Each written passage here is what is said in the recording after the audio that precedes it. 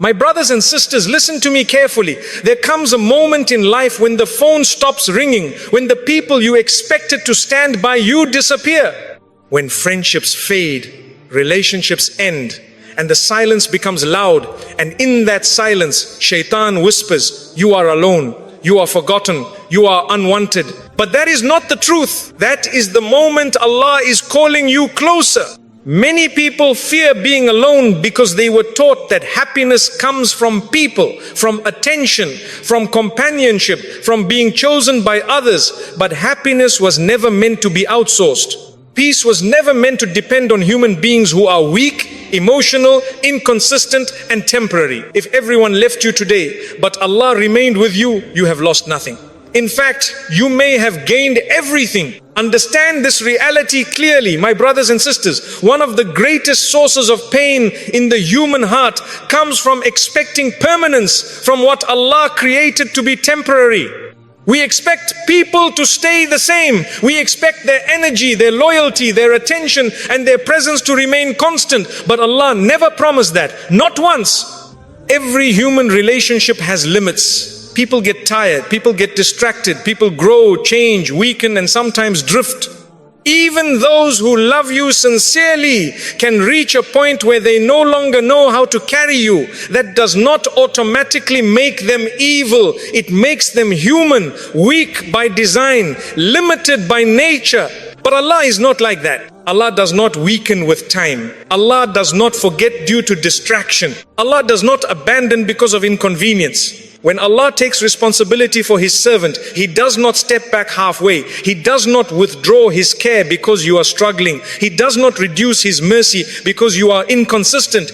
When a servant turns to Allah sincerely, Allah turns toward that servant with a closeness that no human relationship can match. Many people confuse abandonment by people with abandonment by Allah. This is a dangerous misunderstanding. Just because people leave does not mean Allah has left. In fact, very often it is the opposite. Allah removes people so that you stop leaning on them in ways you were never meant to. When people walk away from you, it hurts. There is no denying that. The heart aches, the mind replays conversations, and the soul asks painful questions. What did I do wrong? Why was I not enough? Why was I so easy to leave? But listen carefully. Not every departure is a judgment against you. Sometimes it is a correction for you. Allah is revealing what was never meant to be permanent. He is lifting illusions gently or sometimes forcefully so that you see the truth. Human beings were never designed to be your foundation. When Allah removes people, He is not always punishing you. Sometimes He is protecting you. Sometimes He is teaching you. Sometimes He is strengthening you. And sometimes He is answering a dua you forgot you made, asking Him to detach your heart from anything that could replace Him. Think about this deeply. If Allah wanted certain people to stay in your life, they would still be there. Circumstances would have aligned. Hearts would have softened. Paths would have crossed again. But if they left, then Allah allowed it. And Allah does nothing without wisdom, even when that wisdom is painful in the moment. We often beg people to stay when Allah has already decided it is time for them to go. We chase explanations when Allah is giving us clarity. We hold on tighter when Allah is teaching us to release with trust. This is where suffering multiplies, not because people left, but because we are resisting Allah's decree. Tawakkul does not mean pretending it does not hurt. Tawakkul means trusting Allah even while it hurts. It means saying, Ya Allah, you know why this happened even if I do not. And I trust you more than I trust my own understanding. When you lean too heavily on people, you give them a role Allah never assigned them. You expect emotional security, validation and stability from hearts that are themselves unstable. And when those hearts fail you, you feel shattered not because the loss was unbearable, but because the expectation was misplaced. Allah is teaching you something powerful here. Stop begging people to remain in roles Allah never assigned them. People were meant to accompany you, not define you, support you, not sustain you, love you, not complete you. When you accept this, something changes inside you. You stop fearing abandonment so intensely. You stop molding yourself just to be kept. You stop tolerating disrespect just to avoid loneliness. You realize that being alone with Allah is safer than being surrounded by people who pull your heart away from Him. There is a quiet dignity in knowing that even if everyone walks away, Allah remains. Even if the world turns its back, Allah is watching. Even if no one checks on you, Allah knows what weighs on your chest. This awareness does not make you bitter, it makes you grounded. And when Allah becomes your anchor, people no longer have the power to destroy you by leaving. Their presence becomes a gift, not a necessity. Their absence becomes a lesson, not a collapse. Remember this, Allah did not remove people to leave you empty. He removed them to make space. Space for tawakkul, space for sincerity, space for a relationship with Him that is not crowded by dependence on creation.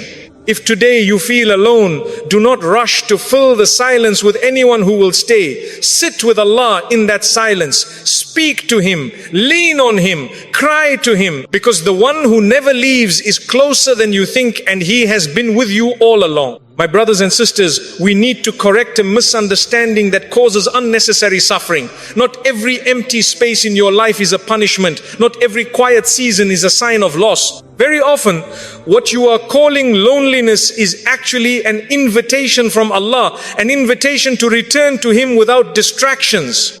We label silence as loneliness because we are uncomfortable with ourselves. We are uncomfortable sitting with our thoughts. We are uncomfortable facing our weaknesses, our fears, our unanswered questions. So we rush to fill the silence with people, conversations, messages and noise. Not because we need connection, but because we fear confrontation with our own hearts. Loneliness is not always the absence of people. Sometimes it is the absence of purpose. Sometimes it is the absence of Allah in the heart even when people are around. That is why you can be surrounded by friends and still feel empty. And that is why you can be physically alone and yet feel deeply at peace. Allah creates moments of solitude not to break you, but to strip away what was never essential. When you are alone, there is no audience, no performance, no image to maintain, no one to impress. You stop acting, you start being, and that is exactly where sincerity is born. That is where real faith begins. Not the faith that looks good in front of people, but the faith that holds you upright when no one is watching. Many people fear solitude because it exposes them. It forces them to ask difficult questions. Who am I when I am not needed by others? Who am I when I am not praised? Who am I when no one calls my name? And that question is uncomfortable because for years many people built their identity on being wanted, needed, admired or chosen. When Allah removes the crowd, that false identity collapses. And that collapse feels like loneliness, but in reality it is purification. Solitude reveals truth. It reveals which parts of your life were authentic and which were performative. It reveals which relationships brought you closer to Allah and which only distracted you. It reveals whether your peace was rooted in faith or borrowed from people. This is why many people run from solitude. They mistake discomfort for danger, but discomfort is often the doorway to growth. Allah calls some of His servants away from noise so they can finally hear Him.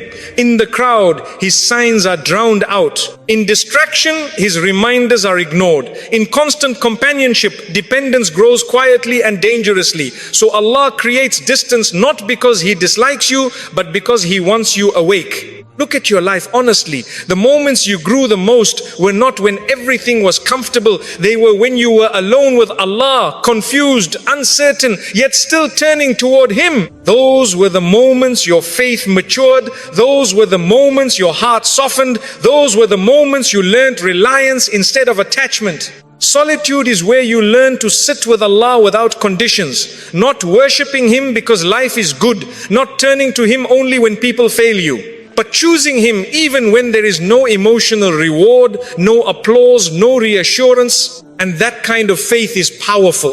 When you stop seeing solitude as a curse and start recognizing it as an invitation, your relationship with Allah changes. Your du'as become more honest. Your prayers become less rushed. Your tears become quieter but deeper.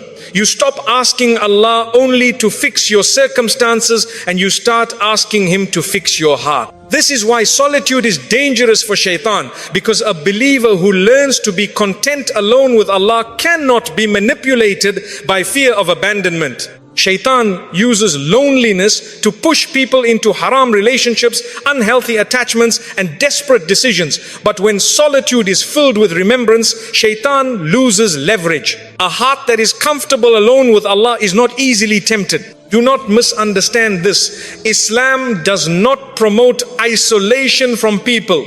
We are a community. We are meant to connect, to support, to love. But Islam does teach balance. It teaches that people are companions, not lifelines, additions, not replacements, means not sources. If Allah has placed you in a quiet season, do not rush to escape it. Ask instead, what is Allah trying to teach me here? What is He removing? What is He rebuilding? Because solitude is often the workshop where Allah reshapes the believer. And when that season ends, and it will end, you will emerge stronger, clearer, and less dependent. You will walk back into relationships without desperation. You will choose more wisely.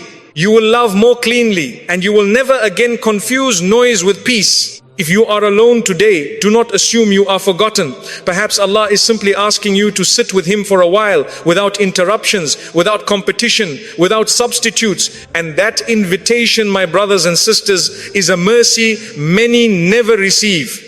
My brothers and sisters, this is a truth many people resist, because accepting it forces change. We are raised to believe that happiness comes from being chosen, loved, included, and desired by others. From a young age, we are taught, sometimes subtly, sometimes directly, that if people accept us, we are successful, and if they leave us, we have failed. But this belief is deeply flawed. If happiness truly lived in people, then the most surrounded individuals would be the most peaceful. Those with the most friends, the most attention, the most admiration would be the most content. Yet reality tells a very different story. Some of the loneliest hearts belong to people who are never alone. Some of the most anxious souls are constantly surrounded. Why? Because hearts were not created to be filled by creation. Allah created the human heart with a specific capacity and a specific purpose. There is a space within it that no human being can occupy permanently. When we try to force people into that space, the heart becomes restless. It keeps demanding more attention, more reassurance, more presence. And people, no matter how kind, cannot sustain that burden. This is why reliance on people is exhausting, for you and for them. When your happiness depends on people, you live in a constant state of emotional risk. Their tone affects your mood. Their absence disturbs your peace. Their approval becomes a form of currency. You begin measuring your worth by how much you are needed, how often you are contacted, how strongly you are desired. That is not happiness. That is emotional captivity. Allah never intended your peace to be that fragile. True happiness is not something you receive from people. It is something Allah places in the heart that trusts Him. That is why two people can experience the same loss, the same isolation, the same hardship, and one collapses while the other remains steady. The difference is not personality. The difference is where the heart is anchored. When your heart is anchored in people, every relationship becomes a potential storm. When it is anchored in Allah, relationships become calm waters, sometimes rough, sometimes gentle, but never capable of drowning you. Many people say, I just want someone to make me happy. But no human being was created to carry that responsibility. When you place that expectation on someone, you will suffocate them or resent them. And when they inevitably fail, you will feel betrayed, not because they were cruel, but because you expected from them what only Allah can give. This is why even good relationships sometimes feel heavy. The issue is not the relationship. The issue is the expectation. Happiness rooted in people is conditional. It lasts as long as circumstances remain favorable. But circumstances always change. People leave. Priorities shift. Emotions fluctuate. And when happiness is built on something unstable, instability becomes the norm. Allah, however, does not change. When happiness is rooted in Allah, it is not dependent on who stays or who leaves. It does not rise and fall with messages, attention, or companionship. It becomes quieter, deeper, and more resilient. You may still feel sadness, you may still experience loneliness, but you are no longer hollow. This is the difference between pain and despair. Pain is human. Despair comes from misplaced reliance. When you understand that happiness was never in people, something liberating happens. You stop chasing, you stop performing, you stop shrinking yourself to be accepted. You stop tolerating emotional neglect just to avoid being alone. You realize that being alone with Allah is not a deficit, it is a foundation. From that place, relationships change completely. You no longer enter them to be filled, you enter them to share. You no longer demand that people complete you, you allow them to accompany you. You love without fear because your peace does not depend on being loved back in a specific way. This is not emotional coldness, it is emotional maturity. Allah wants you to love people but not to worship them with your heart. He wants you to value relationships but not to build your identity on them. When you cross that line, the heart becomes heavy and restless. That is why Allah sometimes removes people not to punish you, but to correct your direction, to show you that the emptiness you feel is not because they left, but because you were asking from them what only Allah gives.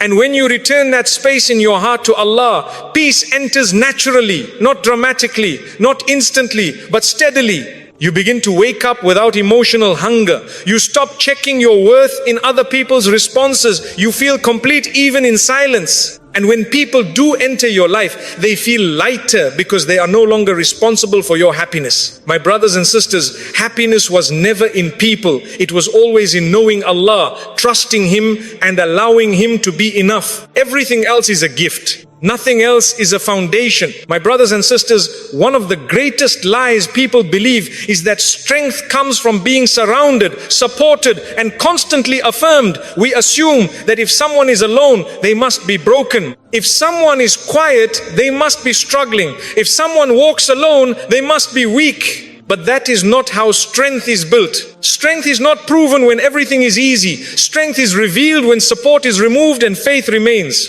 When the crowd disappears and you are still standing, when no one is clapping and you still do what is right, when no one is checking on you and you still turn to Allah in prayer, being alone does not weaken a believer. If anything, it exposes what the believer is truly made of.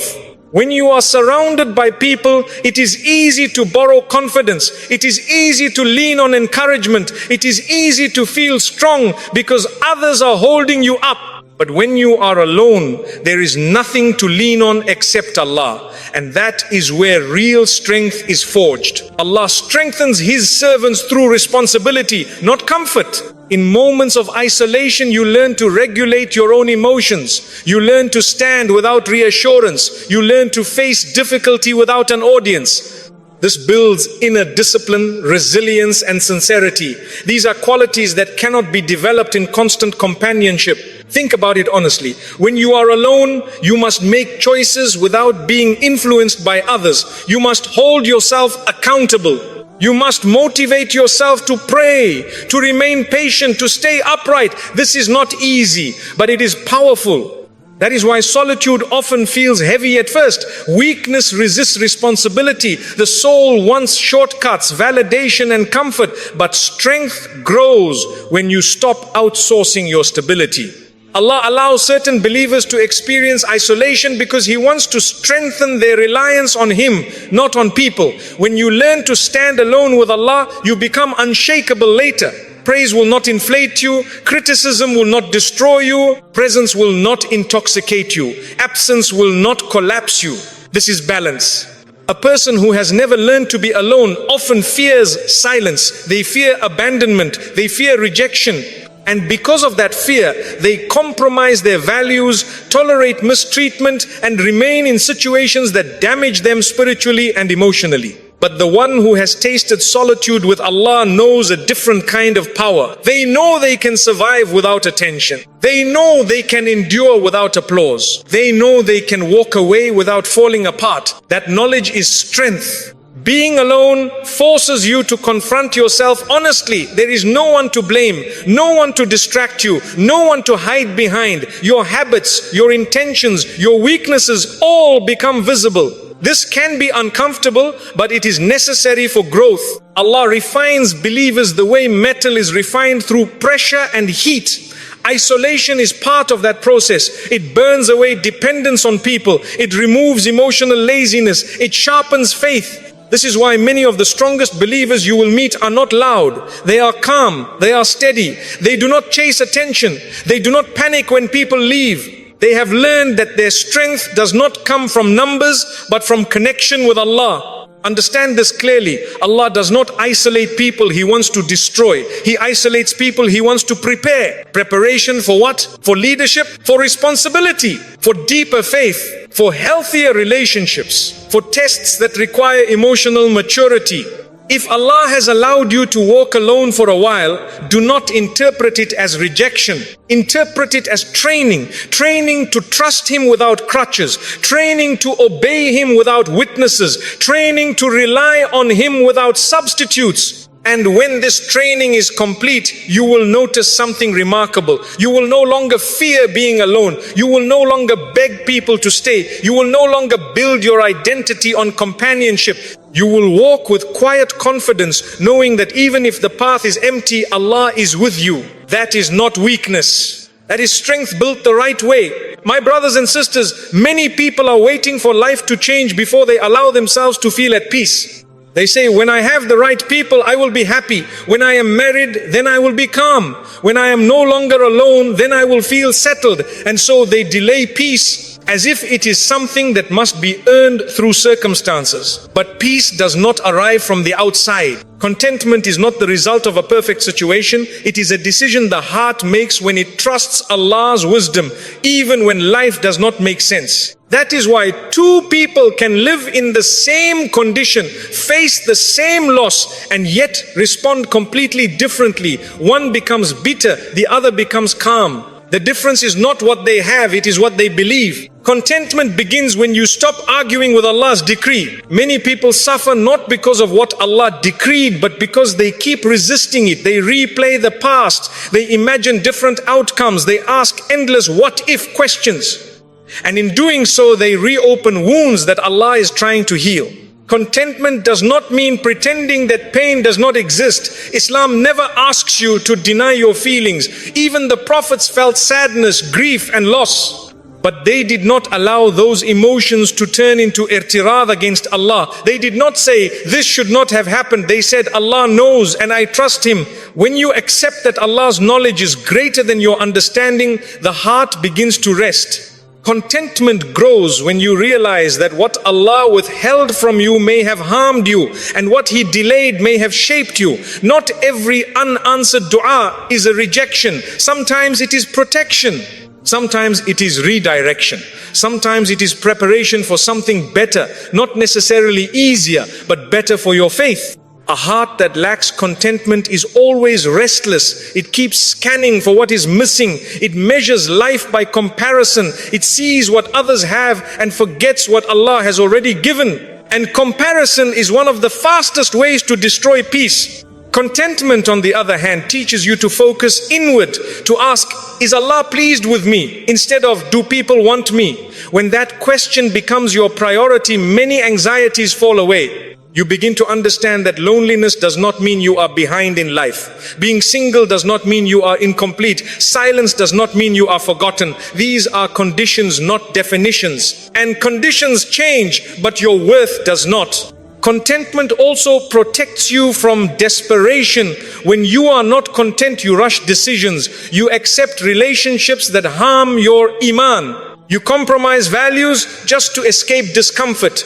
You chase people who are not good for you because being alone feels unbearable. But when contentment settles in the heart, you gain patience, you gain clarity, you gain the ability to say no without fear. You would rather be alone with dignity than surrounded with regret. This is why contentment is power. It frees you from emotional slavery. It allows you to live without constantly needing reassurance. It helps you see blessings that were always there but were ignored because the heart was too busy craving what it did not have. Allah places contentment in the heart of the one who trusts Him, not the one who has everything, but the one who believes Allah chose correctly. And this contentment is not loud. It does not announce itself. It shows in your calm, in your patience, in your ability to wait without complaining, in your ability to smile without having everything figured out. My brothers and sisters, life will never be perfectly arranged. There will always be something missing, delayed, or different from what you imagined. If your peace depends on perfection, you will never rest. But if your peace depends on Allah, you will find calm even in uncertainty. Make the decision today to stop postponing peace. Accept where Allah has placed you. Trust where He is taking you. And allow contentment to settle in your heart, not because life is easy, but because Allah is wise. That decision will change how you experience everything else. My brothers and sisters, much of what controls people's lives is not love, not logic, not even circumstances. It is fear. Fear of being alone, fear of being forgotten, fear of losing people, fear of the future. And these fears quietly dictate decisions, relationships, and even faith. Fear thrives where reliance on people exists. When your emotional security is tied to people, fear becomes constant. You fear their absence, you fear their change of heart, you fear their silence. And because of that fear, you begin to live cautiously, desperately, sometimes even dishonestly, all to avoid loss. But when Allah becomes enough for you, fear loses its power. This does not happen overnight. It happens when the heart slowly shifts its reliance, when you stop seeing people as your safety net and start seeing Allah as your protector. When you understand that everything you fear losing was already temporary, but Allah is permanent. Fear is rooted in the illusion of control. We fear losing people because we think they are what keep us whole. We fear the future because we think we must manage everything ourselves. But Allah reminds us again and again that control was never in our hands to begin with. When you truly accept that Allah controls hearts, outcomes, and timing, something inside you relaxes. You stop panicking over what might happen. You stop replaying worst case scenarios. You stop measuring your worth by people's presence. You begin to say, if Allah allows it, it will come. If Allah removes it, I will survive. That is not resignation, that is trust. When Allah is enough, you no longer fear abandonment. Because even if people leave, Allah remains. Even if plans fail, Allah's plan continues. Even if doors close, Allah opens others, sometimes quietly, sometimes later, sometimes in ways you did not expect. This reliance creates emotional courage. You are no longer afraid to speak the truth because you are not desperate to be accepted. You are no longer afraid to walk away because you are not terrified of being alone. You are no longer afraid of silence because you know Allah hears even unspoken du'as. Fear also weakens faith when it is left unchecked. It pushes people into impatience. It leads to haram relationships. It causes rushed decisions. It makes people settle for less than what Allah intends for them all because they are trying to escape discomfort. But when Allah becomes enough, patience becomes possible. You wait without anxiety. You trust without constant reassurance. You face uncertainty without panic. This does not mean fear disappears completely. You are human. Fear may visit, but it no longer controls you. It no longer dictates your choices. It no longer whispers lies that you immediately believe. You learn to respond to fear with remembrance, with prayer, with trust, and slowly fear loses its authority. One of the clearest signs that Allah is becoming enough for you is this: your emotional reactions soften. Things that once terrified you now feel manageable. Situations that once consumed your thoughts no longer dominate your heart. You realize that you have survived every difficult season before this one, not because people saved you, but because Allah carried you through. And that realization is powerful. When Allah is enough, you stop living in survival mode. You stop bracing for disaster. You stop assuming loss is the end. You understand that whatever Allah takes, He replaces, if not with something better in this world, then with something greater in the next. This reliance also restores dignity. You do not beg for love. You do not chase validation. You do not tolerate emotional harm out of fear. You trust that what is meant for you will reach you without desperation. My brothers and sisters, fear shrinks when trust grows. And when Allah becomes enough for you, fear no longer leads your life. Faith does. My brothers and sisters, this final lesson is difficult for many to accept because it goes against emotional instinct. We are taught that we must find people in order to feel complete, that relationships will fix the emptiness, that companionship will heal the wounds left by loneliness. So we search, we chase, we attach, hoping that the next person will finally bring peace. But this approach often leads to disappointment. The truth is this: when you need people to be whole, you attract the wrong ones. Need creates pressure. Pressure creates imbalance. And imbalance creates unhealthy attachment. You tolerate what you should not tolerate. You accept what damages you. You stay where your iman weakens all, because the fear of being alone feels worse than the pain of being misused. Allah, in His wisdom, delays certain relationships until you are no longer dependent on them. This is not punishment, this is protection. When your heart learns to be content with Allah alone, something changes in the way you relate to people. You stop approaching relationships from a place of lack. You stop asking others to fill emotional gaps. You stop expecting someone else to give you purpose. And that is when relationships become healthy. A heart that is full with Allah does not cling. It does not panic when distance appears. It does not demand constant reassurance. It loves without suffocating and lets go without collapsing. This is why many relationships fail before they even begin. They are built on emotional hunger, not emotional health. Two incomplete hearts looking to complete each other instead of two grounded hearts walking together toward Allah. When Allah removes people from your life, He is often removing those who were feeding your dependence, not your growth.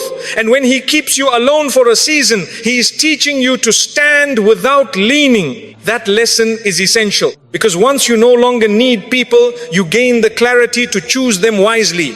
You no longer confuse attention with sincerity. You no longer mistake familiarity for compatibility. You no longer chase those who offer presence without principle. You choose based on faith, character, and direction, not fear. And when you reach that state, Allah sends the right people, not as saviors, not as emotional crutches, but as companions, people who add to your peace, not replace it. People who remind you of Allah, not distract you from Him.